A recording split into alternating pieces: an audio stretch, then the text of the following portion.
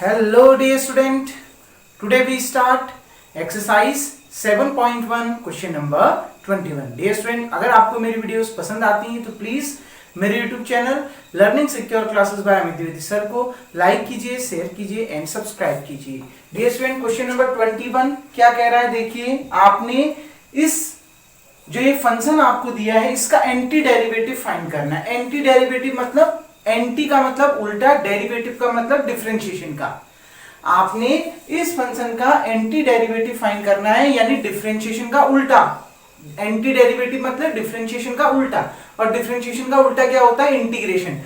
Actual में आपने क्या निकालना है? इस फंक्शन का इंटीग्रेशन फाइंड करना है और आंसर जो करेक्ट ऑप्शन है उसको चूज करना है. ठीक है, तो आपने एंटी डेरिवेटिव इस फंक्शन का मतलब इंटीग्रेशन फाइंड करना है. इसमें तो हम ऑप्शन कर रहे हैं ना, तो ऑप्शनल में हम डायरेक्ट इसको सॉल्व कर लेते हैं. Clear dear student? देखिए एंटी डेरिवेटिव मतलब इस फंक्शन का इंटीग्रेशन हमने निकालना है. देखिए इसको मैंने i मान लिया, अब मैं इसका इंटीग्रेशन निकाल रहा हूं. अंडर x को हमने लिख दिया x की पावर 1/2, 1/√x को लिख दिया x की पावर 1/2. ठीक है, अब देखिए x की पावर 1/2 प्लस ये अपॉन में जो x की पावर 1/2 है ऊपर चला गया तो क्या आ जाएगा? x की पावर -1/2 dx. क्लियर? मतलब इंटीग्रेशन का साइन डिस्ट्रीब्यूट हो जाता है, पता है, इसके साथ भी चला जाएगा और इसके साथ भी चला जाएगा. तो देखिए आप इसका इंटीग्रेशन कर लीजिए x के रिस्पेक्ट में और इसका भी इंटीग्रेशन कर लीजिए x के रिस्पेक्ट में. कैसा होता है? वेरिएबल की पावर में एक ऐड हो जाता है. यही तो होता है ना x की पावर n का.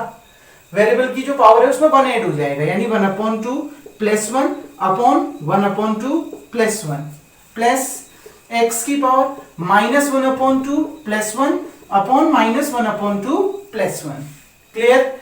इंटीग्रेशन हो चुका है. अब इसमें एक कांस्टेंट जुड़ जाएगा, क्या? c. तो देखिए 1/2 प्लस 1 कितना हो गया? 3/2, और जितना ऊपर आएगा अपॉन में भी इतना ही आ गया, 3/2. 1 में से 1/2 माइनस करोगे कितना आ गया? 1/2. जितना x की पावर में होगा उतना ही डिनोमिनेटर में भी आ जाएगा. क्लियर? प्लस कांस्टेंट क्या? c. तो देखिए बच्चों 3/2 है, इसका उल्टा कर दीजिए, कितना हो जाएगा? 2/3. मतलब हम क्या लिख सकते हैं यहाँ पर? 2/3 x की पावर 3/2. ये 2 ऊपर चला गया ना x के साथ, तो 2/3 x की पावर 3/2 प्लस ये 2 ऊपर चला गया, कितना आ जाएगा? 2 x की पावर 1/2 प्लस कांस्टेंट कितना? c. देखिए बच्चों ये क्या कोई ऑप्शन है आपकी बुक में? देखिए 2/3 x की पावर 3/2 प्लस 2 x की पावर 1/2 प्लस c. बिल्कुल ऑप्शन आपका c is the right option. जो c ऑप्शन है वो बिल्कुल सही ऑप्शन है. Clear dear student? उम्मीद करता हूं ये क्वेश्चन आपको समझ में आ गया होगा. वीडियो को पॉज करके सबसे पहले इतना उतार लेंगे. डियर स्टूडेंट अब इसको रफ कर देते हैं. अब हम बढ़ते हैं 22वें क्वेश्चन की ओर और इस एक्सरसाइज के लास्ट क्वेश्चन की ओर. इस एक्सरसाइज का लास्ट क्वेश्चन क्या कह रहा है? देखिए आपको दिया है d/dx fx इक्वल्स टू, ठीक है ना, d/dx of fx equals to 4x की पावर 3 माइनस 3/x की पावर 4. देख लेते हैं, यही है बिल्कुल 4x की पावर 3 माइनस 3/x की पावर 4 ये दे रखा है, और साथ में गिवन है f2 इक्वल्स टू 0. आपको f2 इक्वल्स टू 0 भी दिया हुआ है. ठीक है ना? आपने क्या करना है, नीचे दिए गए क्वेश्चन में से कौन सा क्या है करेक्ट आपका ऑप्शन है, सही ऑप्शन है, ये आपने बताना है. डियर स्टूडेंट fx की वैल्यू क्या है वो आपने निकालनी है, और नीचे में से कौन सा ऑप्शन fx होगा वो आपने देखना है. क्लियर? आपने वैल्यू किसकी निकालनी है? fx की. और उन 4 ऑप्शन जो आपको दिए हैं उसमें से fx क्या होगा आपने उसको ढूंढना है, और वही ऑप्शन आपका सही होगा. बहुत आसान सा क्वेश्चन है डियर स्टूडेंट. देखिए d/dx यहां है ना, यहां से d/dx हटके जब यहां जाएगा तो क्या लग जाता है? इंटीग्रेशन. यही तो होता है ना, d/dx का उल्टा क्या होता है? इंटीग्रेशन. एक्चुअल में होता तो यही है, d/dx जब यहां है, यहां d/dx इसके अपॉन में जब जाएगा 1/d/dx, इसका मतलब क्या होता है? इंटीग्रेशन. देखो एक्चुअल में इंटीग्रेशन है क्या? ये d/dx इधर जब चला गया तो इधर बच गया fx, उधर आ गया 1/d/dx, और फंक्शन क्या है? 4x³ माइनस 3/x की पावर 4. देखो d/dx इंटीग्रेशन होता है, और डिफरेंशिएशन होता है, और 1/d/dx डिफरेंशिएशन का उल्टा. D by D x differentiation है, तो 1 upon D by D x उसका रेसिप्रोकल है, उसका उल्टा तो हो गया ना, डी बाई डी एक्स का उल्टा यही तो आएगा, ये डी एक्स ऊपर चला गया, डी एक्स अपॉन डी तो आएगा। क्लियर? ठीक है, तो देखिए डिफरेंशिएशन का रेसिप्रोकल आपका इंटीग्रेशन होता है, यही तो मैंने बात करा। तो इसका मतलब है इंटीग्रेशन किसके रिस्पेक्ट में, एक्स के रिस्पेक्ट में। तो आप यहां पर क्या 1 upon D by D x हटा के किसका साइन लगा दोगे, इंटीग्रेशन, क्योंकि डिफरेंशिएशन एक्स के रिस्पेक्ट में हो रहा था, तो इस फंक्शन का इंटीग्रेशन भी किसके रिस्पेक्ट में होगा, एक्स के रिस्पेक्ट में होगा। Clear dear student? आ गई बात समझ में कैसे करा हमने? ठीक है, यहां से जब डी बाई डी एक्स हटता है इसके अपॉन में जाएगा, तो ये डी बाई डी एक्स का रेसिप्रोकल तो है ना, ये पूरा उल्टा तो है, डी बाई डी एक्स का उल्टा यही तो आया, तो डी बाई डी एक्स का मतलब डिफरेंशिएशन का उल्टा क्या होता है, इंटीग्रेशन, तो इंटीग्रेशन का साइन रख दिया। डिफरेंशिएशन एक्स के रिस्पेक्ट में हो रहा था, तो इंटीग्रेशन भी एक्स के रिस्पेक्ट में हो जाएगा। डियर स्टूडेंट, अब देखिए आप इसका इंटीग्रेशन कर दो, इंटीग्रेशन का साइन डिस्ट्रीब्यूट हो जाता है, इसका भी हो जाएगा, इसका भी इंटीग्रेशन हो जाएगा। तो 4x की पावर 3 माइनस 3, ये x की पावर 4 ऊपर चला गया, x की पावर माइनस 4 हो गया, और बाहर पे dx हो गया।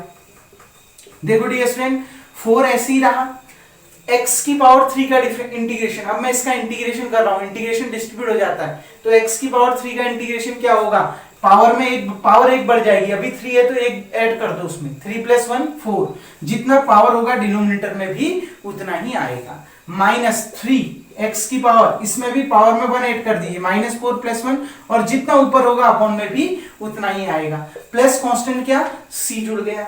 अब देखिए fx इक्वल्स टू 4 से 4 कैंसिल, x की पावर 4 माइनस 3, बच्चों -4 + 1 -3, अपॉन में भी कितना, -3, -4 + 1 -3, प्लस c, 3 से 3 कैंसिल, तो देखिए 3 से 3 अगर कैंसिल हो गया तो fx इक्वल्स टू कितना हो गया, fx इक्वल्स टू हो गया x की पावर 4।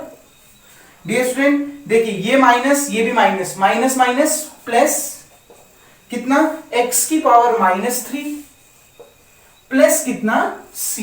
देखो fx ऐसी रहा, x की पावर 4 प्लस ये x की पावर -3 को 1 अपॉन x की पावर 3 लिख सकते हैं ना। Clear dear student? तो क्या ये ऑप्शन आपकी बुक में है, नहीं, सी तो है ही नहीं ना। ठीक है, अब हम इसको और आगे सॉल्व करेंगे। देखो इतना आ गया समझ में, कैसे निकला ये चीज, इतना आ गया होगा समझ में, बहुत आसान है इंटीग्रेशन करना। ये माइनस माइनस प्लस हो गया, उसको नीचे ले गया, ये आ गया। बच्चों इसमें एक और कंडीशन दी है, क्या, f2 की वैल्यू 0 दी है ना, f2 निकालिए। f2 क्या होगा, इस x में x की जगह में मैंने क्या रख दिया, 2 रख दिया। इस जो इक्वेशन में है x की जगह में 2 रख दीजिए, x की जगह में 2 रख दो, तो 2 की पावर 4 प्लस 1 अपॉन 2 की पावर 3 प्लस c। सिंस आपको गिवन है f2 इक्वल्स टू 0 दिया है ना क्वेश्चन में, f2 बराबर 0, तो इस f2 की जगह में आप क्या रख दोगे, 0 रख दोगे, तो इसकी जगह में 0 आ गया। बच्चों 2 की पावर 4 कितना होता है, 2 2 जा 4, 4 2 जा 8, 8 2 जा 16, प्लस 2 की पावर 3 कितना होता है 8 प्लस c। तो देखिए एलसीएम आ गया 8, इसके अपॉन में 1 है तो एलसीएम आ गया 8। ठीक है, ये 16 8 जा कितना हो जाएगा बच्चों, 16 8 जा 8 के 48, 4 8 के 128, 128, ये 1 1 जा 1, 128 प्लस 1 प्लस कांस्टेंट c, यानी कितना आ गया 128 प्लस 1 129 अपॉन 8 प्लस c। ये 129 अपॉन 8 इधर आ गया, यहां ये प्लस में इधर आके माइनस में, तो c इक्वल्स टू कितना आ गया, -129 अपॉन 8। c की वैल्यू निकल के आ गई। अब इस c की वैल्यू को इसमें रख दीजिए, मैं यहीं पर रख दे रहा हूं, आप अलग से करिएगा। Put c equals to -129 upon 8 in equation 1, इसको इक्वेशन 1 में रख दीजिए। ठीक है, c की वैल्यू उठा के यहां रख देता हूं, माइनस है तो प्लस इंटू माइनस क्या हो जाएगा, माइनस, तो यहां पर आ जाएगा -129 अपॉन 8। क्या बच्चों ये ऑप्शन कहीं पर है, बिल्कुल ये ऑप्शन आपको दे रखा है। I think A option is the correct option, तो जो ए ऑप्शन है वो इस समय क्या है, करेक्ट ऑप्शन है। क्लियर डियर स्टूडेंट, आ गई ना बात समझ में। देखो इंटीग्रेशन तो हमने किया, इंटीग्रेशन करके c आया, ठीक है, उसके बाद हमने क्या किया, हमको f2 इक्वल टू 0 दिया है, तो मैंने इस इक्वेशन 1 में हमने क्या करा, इक्वेशन 1 में x की जगह में 2 रख दिया, x की जगह में 2 रख दिया। देखो पुट यहां पर लिख देता हूं x equals to 2 in equation 1। Equation 1 में x की जगह में 2 रख दिया, तो 2 रख दिया तो सॉल्व कर, क्योंकि f2 की वैल्यू मेरे को 0 दे रखी है तो इसकी जगह में 0 रख दिया। इसको सॉल्व किया 129/8, इधर आके -129/8, c की वैल्यू निकल गई। c की वैल्यू उठा के मैंने इक्वेशन 1 में रख दी, तो c की जगह में -129/8 रखा, तो हमारा आंसर आ गया और option A is the correct option. Clear dear student, उम्मीद करता हूं ये क्वेश्चन भी आपको समझ में आ गया होगा। डियर स्टूडेंट, वीडियो को पॉज करके इतना आप उतार लेंगे। इसको अब मैं यहां से रफ कर देता हूं डियर स्टूडेंट। इस तरीके से आपकी जो एक्सरसाइज है 7.1 वो बच्चों क्या हो गई, कंप्लीट हो गई। अब जो 7.2 एक्सरसाइज है डियर स्टूडेंट, वो इन्हीं फॉर्मूलेस पर बेस्ड है। मतलब 7.2 के लिए कोई आपने अदर फॉर्मूला लर्न नहीं करना है, लेकिन तरीका याद उसमें होना चाहिए। उसमें हम जो एक्सरसाइज 7.2 है उसमें हम सब्स्टिट्यूशन मेथड का यूज करेंगे। सब्स्टिट्यूशन मेथड वो नहीं जो आपने हाई स्कूल में पढ़ी है, आ गई ना बात में। मतलब हम उसमें किसी फंक्शन को टी मानकर या कुछ वेरिएबल मानकर, ठीक है, उसका इंटीग्रेशन फाइंड करने की कोशिश करेंगे। मैं एक एग्जांपल आपको बता रहा हूं बच्चों, जिसका यूज आपका एक्सरसाइज 7.2 में होगा। वो एग्जांपल आप यहां पर समझिए, उसके बाद हम नेक्स्ट वीडियो में एक्सरसाइज 7.2 को स्टार्ट करेंगे। डियर स्टूडेंट, जैसे हमने किसी फंक्शन 2x/1 + x² का इंटीग्रेशन फाइंड करना है, ठीक है, हमने इसका क्या करना है, इंटीग्रेशन। इंटीग्रेशन फाइंड करने के कई मेथड हो सकते हैं, जो आपको इजी लगे आप उस मेथड का यूज करना। डियर स्टूडेंट, ऐसे जो क्वेश्चन होते हैं जिनको आप लगता है कि डायरेक्ट इंटीग्रेशन नहीं कर सकते हैं, ठीक है, डायरेक्ट इंटीग्रेशन जिसको आप नहीं कर सकते हैं, उसमें सब्स्टिट्यूशन मेथड का यूज करना। उसमें क्या करना, हमेशा डिनोमिनेटर वाले पार्ट को कुछ मान लेना। डिनोमिनेटर या न्यूमरेटर कुछ भी है, ठीक है ना, उसको कुछ मान लेना, कुछ वेरिएबल मान लेना। और जब आप उसको एक वेरिएबल मानोगे तो याद रखना, अगर डिनोमिनेटर वाले को वेरिएबल मान रखा है तो न्यूमरेटर भी उसी वेरिएबल में चेंज हो जाना चाहिए। जैसे अगर डिनोमिनेटर का आपने टी मान लिया तो न्यूमरेटर भी पूरा टी में बदल जाना चाहिए। ये न्यूमरेटर का जो 2x है वो भी टी में और dx भी dt में बदल जाना चाहिए। ऐसा नहीं कि नीचे वाला आपने टी में बदल दिया और ऊपर वाला आपका x में ही रहा, ऐसा नहीं होना चाहिए। जिस किसी को भी आप सब्स्टिट्यूट करोगे, चाहे आप न्यूमरेटर को सब्स्टिट्यूट करो, चाहे आप डिनोमिनेटर को सब्स्टिट्यूट करो, जब आप उसको किसी वेरिएबल के टर्म में उसको चेंज करोगे तो ध्यान रखना, अगर आपने डिनोमिनेटर को किसी वेरिएबल टी में चेंज किया है तो न्यूमरेटर भी पूरा उसी वेरिएबल टी में चेंज हो जाना चाहिए। अगर आपने न्यूमरेटर को किसी वेरिएबल में चेंज किया है, किसी वेरिएबल टी में चेंज किया है, तो उसका डिनोमिनेटर भी उसी वेरिएबल में चेंज हो जाना चाहिए। जैसे बच्चों, अब पहचानना कैसे है कि किसको माने। डियर स्टूडेंट, अगर आप 1 + x² को टी मानते हैं, बड़े वाले फंक्शन को मानना हमेशा, जो बड़ा लग रहा है आपको इसमें, ठीक है, धीरे धीरे प्रैक्टिस करोगे तो आ जाएगा। जैसे अगर मैंने 1 + x² को कुछ मान लिया, इसकी जगह में कुछ सब्स्टिट्यूट कर लिया टी, तो देखिए अब इसका डिफरेंशिएशन कर दो। याद रखना इसका डिफरेंशिएशन करना है, ठीक है। 1 का डिफरेंशिएशन 0, किसके रिस्पेक्ट में करना है ये चीज ध्यान नहीं रखनी। डिफरेंशिएशन करो, x का 2x होगा, फिर x का dx रख देंगे हम। जैसे x² का 2x हो गया, x बचा, x की जगह में dx रख देंगे। क्लियर, आ गई ना बात में। जैसे x का डिफरेंशिएशन अगर हम t के रिस्पेक्ट में करें तो dx/dt आता है ना, वही चीज हो रहा है मेनली। लेकिन यहां पर आप इंटीग्रेशन को का तरीका समझना, जब ऐसे सब्स्टिट्यूशन मेथड से यूज कर रहे हैं, जैसे आपने x² का डिफरेंशिएशन किया, x² का 2x होता है, अब x का दोबारा करना पड़ेगा ना डिफरेंशिएशन, तो x का जब आप दोबारा डिफरेंशिएशन करोगे तो उसको लिख दोगे dx। आ गई ना बात में, क्योंकि आप किसके रिस्पेक्ट में कर रहे हो, आप यहां पर वो चीज नहीं लिख रहे हैं, तो x का जब दोबारा डिफरेंशिएशन करोगे उसकी जगह में dx आ जाएगा। क्लियर, तो देखिए 1 तो कांस्टेंट है, 0 आ गया। x² डिफरेंशिएशन क्या होता है, पावर आगे आ जाती है और वेरिएबल की पावर में से कम हो जाता है, तो 2x। अब दोबारा इस x का डिफरेंशिएशन होगा तो x का डिफरेंशिएशन क्या हो जाएगा, dx। 1 नहीं होगा क्योंकि x के रिस्पेक्ट में नहीं कर रहे हो। आ रही है ना बात में, किसके रिस्पेक्ट में कर रहे हो ये नहीं लिखा आपने यहां पर, ठीक है ना, तो ध्यान रखना। तो 2x हो गया, फिर x का dx हो गया। सिमिलरली ये जिसको, इस वेरिएबल को आपने जिसमें चेंज किया है वो भी एक वेरिएबल है, वो कांस्टेंट नहीं है, वो भी एक वेरिएबल होगा। क्लियर? तो t का डिफरेंशिएशन क्या हो जाएगा, dt हो जाएगा। जैसे x का dx हुआ ना, ऐसे ही t का क्या हो जाएगा, dt हो जाएगा। तो क्या निकल के आया, 0 + 2x, 2x dx equals to कितना, dt। Clear? Now i equals to, देखो बच्चों, इंटीग्रेशन 2x dx की वैल्यू क्या निकल के आ गई, dt, तो ऊपर तो आ गया dt, अपॉन 1 + x² क्या निकल के आ गया, t, निकल के आ गया ना, पूरा चेंज हो गया। अब इसका इंटीग्रेशन मालूम तो है बच्चों, 1/x dx मालूम है, log x, log x का डिफरेंशिएशन 1/x होता था, तो 1/x का इंटीग्रेशन log x होगा। तो सिमिलरली 1/t, t के रिस्पेक्ट में इंटीग्रेशन हो रहा है ना 1/t का, तो 1/t का t के रिस्पेक्ट में इंटीग्रेशन क्या हो जाएगा, log t। और जब भी इंटीग्रेशन होता है कांस्टेंट जुड़ जाता है, लेकिन आंसर तो x के ही टर्म में आना चाहिए। क्यों? क्योंकि फंक्शन अगर आपको x के टर्म में दिया है तो आंसर भी x के टर्म में आना चाहिए। तो देखिए log t, t की वैल्यू क्या मान रखी है आपने, 1 + x², तो इस t की जगह में 1 + x² रख देंगे प्लस कांस्टेंट c, तो यही आपका क्या हो जाएगा, इसका आंसर हो जाएगा। ठीक है?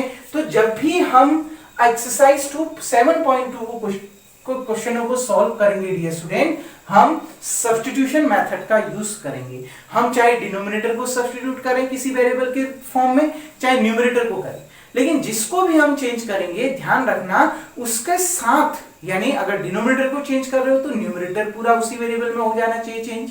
अगर न्यूमरेटर को किसी वेरिएबल में चेंज कर रहे हो तो डिनोमिनेटर भी उसी वेरिएबल में चेंज हो जाना चाहिए।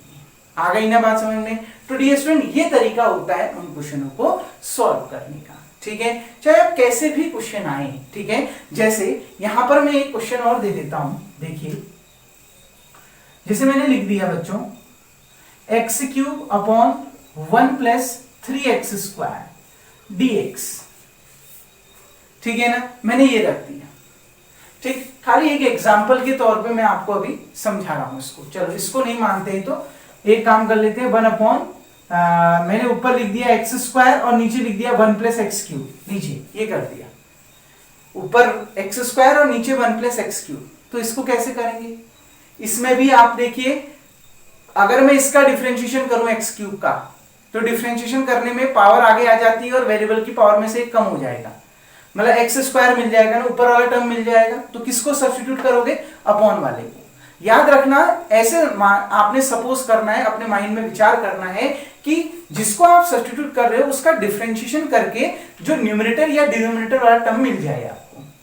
ठीक है ना, डिफरेंशिएशन करके डिनोमिनेटर या न्यूमरेटर वाला टर्म आ जाए। ठीक है, जैसे मैं इसका डिफरेंशिएशन कर रहा हूं, अगर मैं 1 + x³ को t मानता हूं, अब इसका डिफरेंशिएशन करो, 1 का तो 0 हो गया, x³ का 3x² हो गया, फिर x का दोबारा करोगे dx हो गया, और t का करोगे तो क्या आ जाएगा, dt आ जाएगा। क्लियर बच्चों? क्योंकि आप यहाँ डिफरेंशिएशन किसी के रिस्पेक्ट में नहीं कर रहे हो, इसलिए आप ऐसा कर रहे हो। आगे ने में x का dx लिख रहे हो, t का dt लिख रहे हो। ठीक है, अब देखिए तो कितना आ गया, 3x² dx = dt। अब आप सोच रहे हो ऊपर तो x² dx है और यहां तो 3x² है, तो क्या दिक्कत है, ये 3 मल्टीप्लाई में है ना, इधर आके डिवाइड में, तो क्या आ जाएगा, x² dx = dt/3। तो देखिए क्या निकल के आ गया यहां से, x² dx की जगह में dt/3 और 1 + x³ को आपने t मान रखा है। देखिए 1/3 तो कांस्टेंट है, कहां आ गया, बाहर। इंटीग्रेशन के अंदर कितना बच गया, dt/t, तो 1/3 dt/t अब भी बता रखा है log t। t की वैल्यू पुट कर दो, t की वैल्यू कितनी मान रखी थी, 1 + x³ + c। बस यही आपका इसका आंसर आ जाएगा। तो ध्यान रखना, आपने जिसको भी सब्स्टिट्यूट करोगे आप किसी वेरिएबल के फॉर्म में, तो उस सब्स्टिट्यूशन को, जिसको आपने सब्स्टिट्यूट कर रखा है, उसका जब आप डिफरेंशिएशन करो तो बचा हुआ टर्म मिल जाना चाहिए।